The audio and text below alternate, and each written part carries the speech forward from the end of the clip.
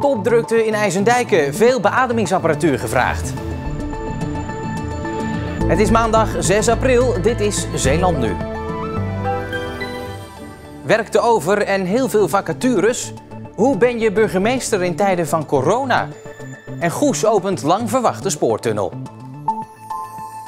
Dames en heren, goedenavond. In IJsendijke is het op dit moment alle hens aan dek. Bij het bedrijf Unitron zijn door het ministerie van Volksgezondheid heel veel beademingsapparaten besteld. Ik zal het even laten zien. Hè. Dit is het apparaat. Het is een beademingsmachine. Langs de achterzijde komt er zuurstof en lucht naar binnen. In het apparaat wordt de juiste mixing gedaan tussen zuurstof en lucht. En via dit disposable gaat de lucht naar de patiënt en terug.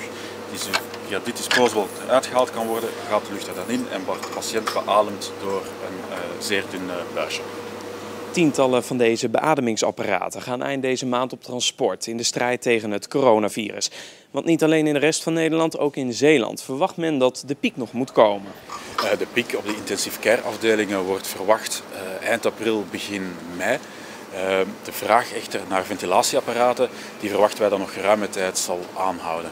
En dat leidt tot een hogere werkdruk bij dit bedrijf. Daarom worden hier alvast nieuwe werkplekken gecreëerd. Want er zijn tientallen nieuwe vacatures die zo snel mogelijk moeten worden ingevuld. Voor de vacatures die we zoeken hebben we zowel tijdelijke mensen nodig als zullen we op termijn ook vaste vacatures nodig hebben. Voor de tijdelijke vacatures werken we samen met bedrijven uit de regio om daar te kijken hoe we mensen die nu zonder werkgevallen zijn, waar dat eigenlijk werkloosheid is, om hen te kunnen hier inschakelen in het proces.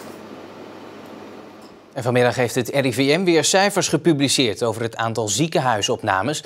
Daaruit valt op te maken dat sinds gisteren 5 zeeuwen zijn opgenomen in het ziekenhuis. Het totaal aantal opnames van zeeuwen staat nu op 104. Daaronder vallen overigens ook de mensen die alweer uit het ziekenhuis zijn ontslagen. Als burgemeester wil je altijd dicht bij je inwoners staan, maar dat mag nou net even niet. We volgden Jan Lonink, de burgemeester van Terneuzen, die deze dagen ook nog eens een overvolle agenda heeft als voorzitter van de veiligheidsregio. Jan Lonink gaat als burgemeester graag naar de mensen toe, ook in deze tijd. Zo praat hij met een ondernemer in Filipijnen, is hij op de bescheiden markt in Terneuzen en komt hij op een school waar leraren, weliswaar digitaal, lesgeven aan de leerlingen van groep 8. Door al die contacten is de kans groter dat hij besmet wordt met het coronavirus. Even nog geen zwaaien, jongens. Natuurlijk ben ik er wel bang voor. Ik heb een probleem met mijn luchtwegen en longen, altijd, al gehad mijn hele leven. Dus dan weet je wel dat het dichtbij komt op het moment dat je besmet raakt. Toch is Lonink niet getest.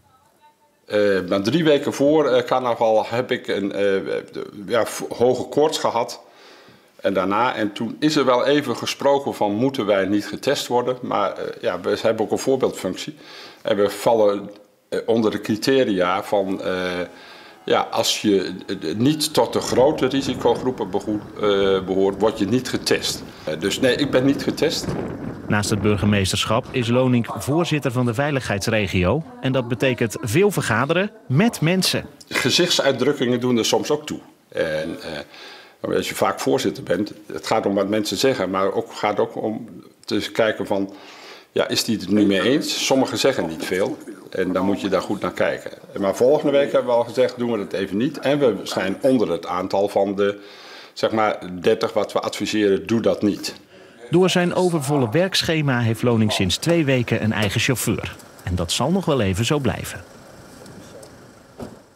En bij mij in de studio is nu collega Jannes Goedbloed aangeschoven om ons bij te praten over wat er verder allemaal in Zeeland gebeurt in deze coronatijden. Ja, en ons liveblog natuurlijk. Veel aandacht voor positieve zaken, daar kom ik zo nog wel eventjes op terug. Maar er zijn ook grote zorgen, vooral bij winkeliers. Want ze mogen wel open blijven, maar in de meeste gevallen komen er geen klanten.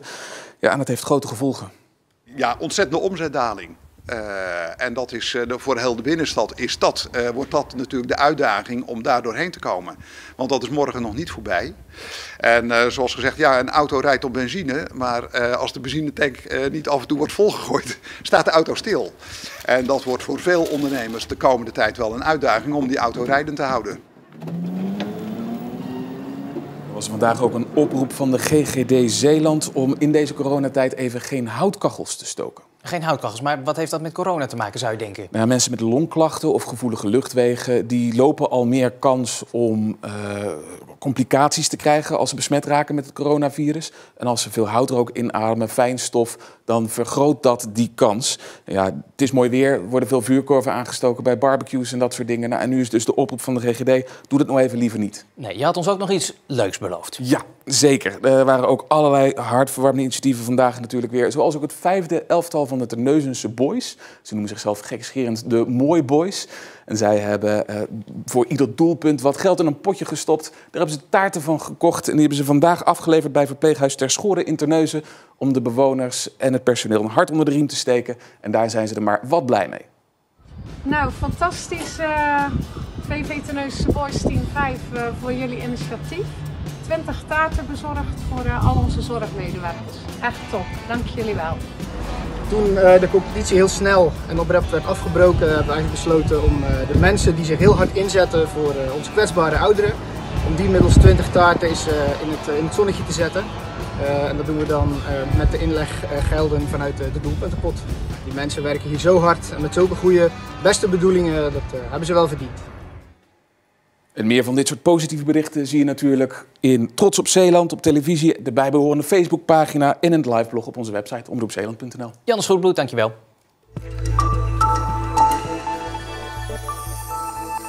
Vlak voor middernacht is gisteren in Vlissingen een 25-jarige man neergestoken. Na een melding van een getuige vond de politie de man gewond aan de Tautenburg.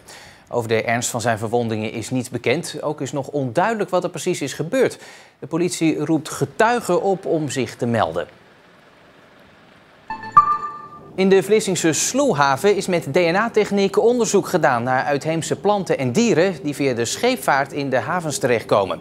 Het is voor het eerst in Nederland dat dit onderzoek gedaan is op basis van DNA.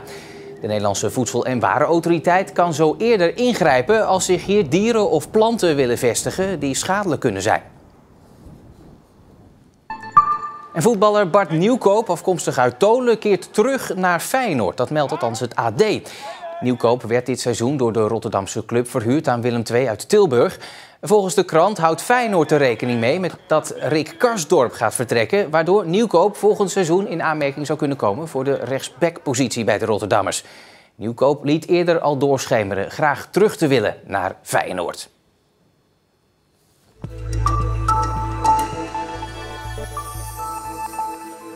Na vele jaren van voorbereidingen en 2 jaar van daadwerkelijk bouwen ging vanmorgen dan eindelijk de nieuwe spoortunnel in Goes open. De nieuwe verbinding maakt een einde aan het lange wachten bij het spoor. En daar zijn veel Goesenaren blij mee. Het is allemaal nog even wennen, want dit meneer is niet het fietspad, maar de doorgaande weg voor auto's. Degenen die het goede pad wel hadden gevonden zijn enthousiast. Want ondanks dat mensen binnen moeten blijven, kwamen nieuwsgierige Goesenaren toch een kijkje nemen. Ik vind het een enorm knap stuk werk. En het is allemaal heel vanzelfsprekend als je erdoor loopt. Heel mooi. Trots op. Echt wel. De voormalige spoorwegovergang leverde flink wat wachttijd op. Door de tunnel is er nu een snelle verbinding ontstaan tussen het centrum en het zuiden van de stad. Maar jij hebt nou helemaal geen last meer van de treinen. Dus nee, ik vind het een hele verbetering. Hier liep het vaak helemaal vast. De overgang naar het spoor. Nee, het zal een verbetering zijn. De opening van de Terwellegang, want zo heet die, had eigenlijk groots moeten worden gevierd.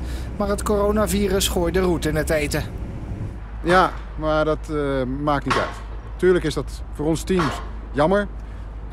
Maar we hebben hele andere bezigheden. En dat staat in schil contrast met elkaar.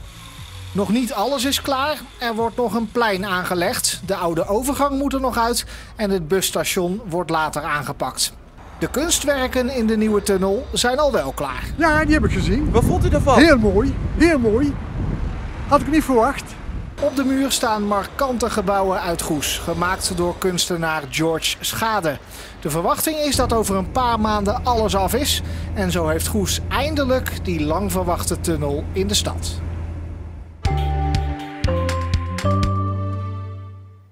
Het begon allemaal bijzonder fraai met een heilig opkomende zon en daarna ook veel zonnestralen, 16 tot 21 graden. Maar rond het middaguur kwam er vooral heel veel bewolking en het bleef ook grijs de hele dag.